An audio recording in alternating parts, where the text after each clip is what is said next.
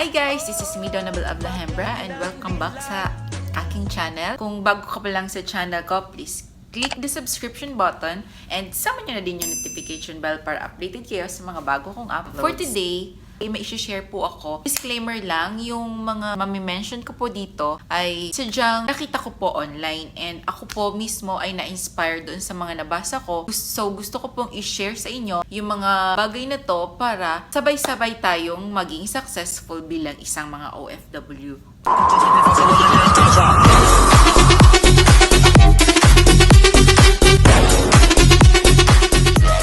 Hirap nga naman ng buhay ngayon ay marami sa mga Pilipino kahanap ng kalidad na opportunity. Isa sa mga opportunities na to ay ang pangako ng greener pastures. Kaya naman marami ang nagiging OFW at isa na ako doon. Bago ako pumunta dito ay iniisip ko na malaki ang kikitain ko pag napunta na ako sa ibang bansa para matulungan ko rin ang aking pamilya. Pero katulad ng maraming bagay ay hindi madali at walang kasiguraduhan ang pangingibang bansa. Halika, samahan niyo ako sa mga tips na to para sabay-sabay tayong umunlad bilang isang OFW. Simulan natin. Humanap tayo ng Licensed Recruitment Agency. Ang unang-una sa lahat ay alamin kung ito ba ay accredited ng POEA.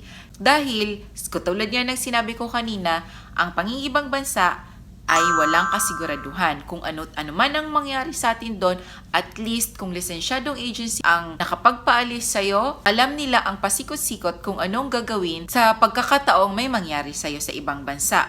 Hindi lang yung basta-bastang pinalis ka. Pinalis ka. Diba basta nakaalis ka, kasi hindi naman natin sigurado at hindi natin hawak ang mga bagay-bagay sa iba't ibang bansa, hindi natin alam kung anong posibleng mangyari sa atin doon. Katulad lang diba ng pag-ibig, kung sigurado ka sa taong yon, tsak! Aalagaan ka at andyan para sa'yo para tulungan ka sa oras ng iyong pangangailangan. Number 2. Plano mo nang umalis ng ibang bansa, siguraduhin mong meron kang sapat na pera, hindi ka malulubog sa utang. Kung sa tingin mo ay malulubog ka na sa utang, Aba, pag-isipan mo kung dapat ka pa bang umalis o hindi. kasi katulad niya ng sinabi ko kanina, pag aalis ka sa ibang bansa ay hindi ka pa sigurado sa kung anong madadatnan mo doon. What if? Kung umalis ka ng bansa at lubog ka na sa utang at pagdating mo sa tatrabahuan mo ay may nangyari sa'yo doon, sa tingin mo pa mababayaran ang perang nakuha mo bago ka pa nakaalis ng ibang bansa? O di naman kaya ay mas maigi sa pag-ipunan mo ang gagastusin mo papunta sa ibang bansa. Mas masarap na kumita ng pera na wala kang iniisip na babayarin pagkatapos ng isang buwan. Dito po sa ibang bansa, ang pasahod namin ay once in a month, hindi po katulad ng Pilipinas na 15-30. Number 3. Magtala tayo ng financial goals. So ano nga ba yung financial goal mo sa sarili mo? Di ba't masarap magsimula pag ang pinaghirapan mo ay talagang nag-pay off? Katulad na lamang ng simpleng pagbili ng cellphone. Kung gustong-gusto mo talaga magkaroon ng cellphone, ay mag-iipon ka. So galingan mo mag-ipon Galingan mo mag-ipon. para sa gusto mong masimulan. Number 4. Di lang ikaw dapat ang financially literate, pati ang pamilya mo, sama mo sila para sa financial literacy. Kasi usually tayo mga Pilipino naman ay nagpapadala ng pera. Nasa atin na yun eh. Nasa mga Pilipino na yun. Hindi naman sa ibig sabihin na kailangan nating pagbayaran yung mga ginastos sa atin ng ating pamilya or ng ating mga magulang. Ito ay kusa nating pagbibigay. Kumbaga, part na to ng ating kultura na nagbibigay tayo sa ating mga magulang o sa ating mga pamilya. Kaya naman, isama natin sila sa financial literacy. Hindi yung tipong nagpadala ka at lahat ay naging papel in a second. Dapat, kung ikaw sa sarili mo dito sa ibang bansa ay nag-iipon, dapat ang pamilya mo din ay marunong humawak ng pera.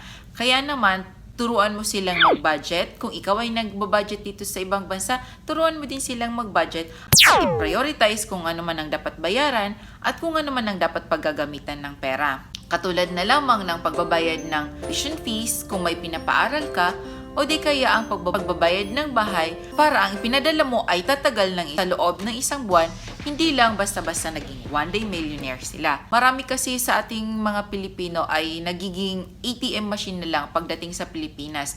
Marami ding hugot ang mga Pilipino na OFW na pagkapadala pa lamang ay kinabukasan wala na agad pera. Opo, mahirap naman po talaga na ikaw ang breadwinner sa family. Lahat sa iyo nagsisimula ang pambayad ng mga ginagastos at kakainin ng pamilya mo sa Pilipinas.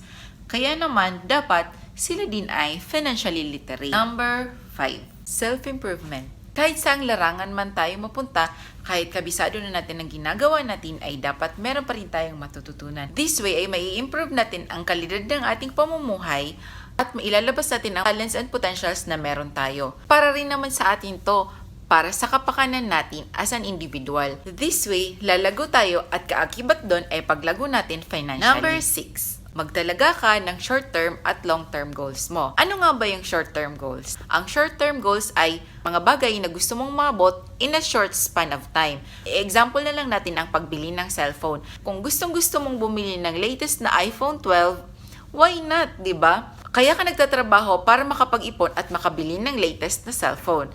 Ito ay example lamang sa tinatawag na short-term goal. And ano dyan ay ang long-term goals mo. Para maabot mo naman ang mga long-term goals mo ay balik ka sa simula. Unang-una, bakit ka nga ba nag-OFW at bakit mo gustong umalis ng bansa? Diba dahil sa may gusto kang maabot, gusto mong makakuha ng kotse, gusto mong makakuha ng bahay, gusto mong magkaroon ng business. Ito ay mga bagay lamang na pwede mong maging long-term goals. Ang mga bagay na ito ay medyo matagal-tagal mong maaabot at matagal-tagal mong pag-iipunan, kaya nararapat lamang na pag nakuha mo na at naabot mo na ay celebrate ka din. Para naman, makuha mo yung satisfaction ng paghihirap mo dito sa ibang bansa. Number 8. Bilang OFW ay mahirap naman talaga mahiwalay sa ating mga pamilya. Kaya naman, importante na makahanap tayo na maituturing nating pamilya pagdating sa ibang bansa. Mahirap din kasi ang mag-isa. Kaya naman, humanap tayo ng mga kaibigan natin na maituturing nating pamilya pagdating natin sa ibang bansa. Katulad na lamang ng kaibigan nating magpupush sa atin sa tamang landas, hindi yung kaibigan natin na dinala tayo doon sa maling landas. At humanap ka ng kaibigan na sasakyan ka sa mga katrabahan mo at pare-pareho kayo ng mentality. Kasi hindi lahat ng kaibigan ay ipupush ka. Iba't iba naman kasi ang tao, may iba dyan na huhugutin ka lang pababa. Madalas po ang crab mentality pag sa ating mga Pilipino. Kaya naman maghanap ka ng kaibigan na nadadalhin ka sa tamang landas, hindi yung tutulak ka sa maling landas. Number 9. Huwag kalimutan ng pamilya. Marami sa ating mga OFW ay umalis sa ibang bansa, dala-dala ang pangakong para sa pamilya. Dala-dala ang pangakong aalis ako para sa pamilya ko to at babalik ako sa pangako para sa pamilya ko to. Umalis ka sa Pilipinas, baon ng pangarap para sa pamilya. Dapat umuwi ka sa Pilipinas, baon pa rin ang pangarap para sa pamilya. Ganito kasi usually ang nangyayari. Minsan, ang isang OFW ay umaalis sa Pilipinas, baon ng pangarap para sa pamilya nila. Subalit, datapwat, sa hindi inaasahang pagkakataon, minsan ang katotohanan ng nangyayari ay umaalis sa Pilipinas, baon ng pangarap sa pamilya, at bumabalik sa Pilipinas, pumupunta kay Tulfo. Pumupunta kay Tulfo. Pumupunta kay Tulfo. Doon babawian sa kung ano man ang binigay niya sa pamilya niya. Dapat, kung sino ang inalisan nating pamilya sa Pilipinas, yun din ang pamilyang babalikan natin pag uwi natin sa Pilipinas. Madalas mangyari po ang ganyang senaryo sa ating mga OFW. Hindi ko man alam kung saan nanggagaling, hindi ko man alam ang rason, pero ito ay base lamang sa aking mga napapansin. Para maiwasan to ay mag-set tayo ng oras para sa pamilya natin. Katulad na lamang ng bago tayo mag-duty o di kaya sa tuwing tayo ay off ay makipagkulitan, makipag-usap, pag-usapan natin maigi kung ano man ang nagiging problema natin sa Pilipinas at kung ano man ang nagiging hadlang bilang tayo ay mag-asawa or sa ating pamilya. Ipakita mo din sa kanila na mahal mo sila, iparamdam mo sa kanila na mahal mo sila at sabihin mo din sa kanila na mahal mo sila. Kung meron man kayong hindi pagkakanawaan ng asawa mo or ng kapamilya mo ay nararapat lamang na bigyan nyo to ng oras o bigyan nyo ng panahon para naman magkaroon ng harmony ang inyong pagsasama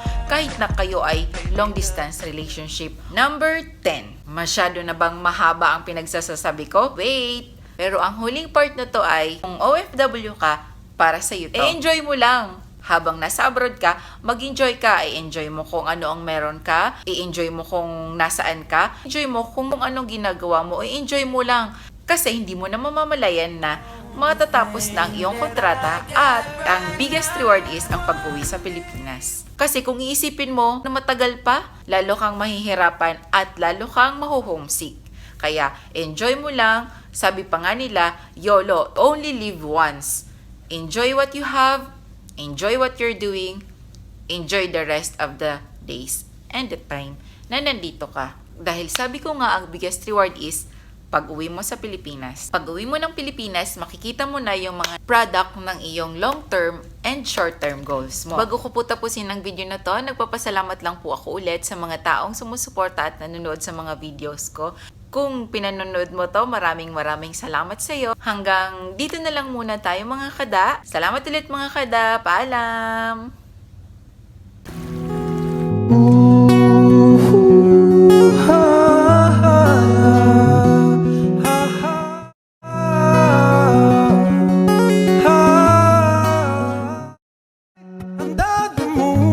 I thank God I'm breathing.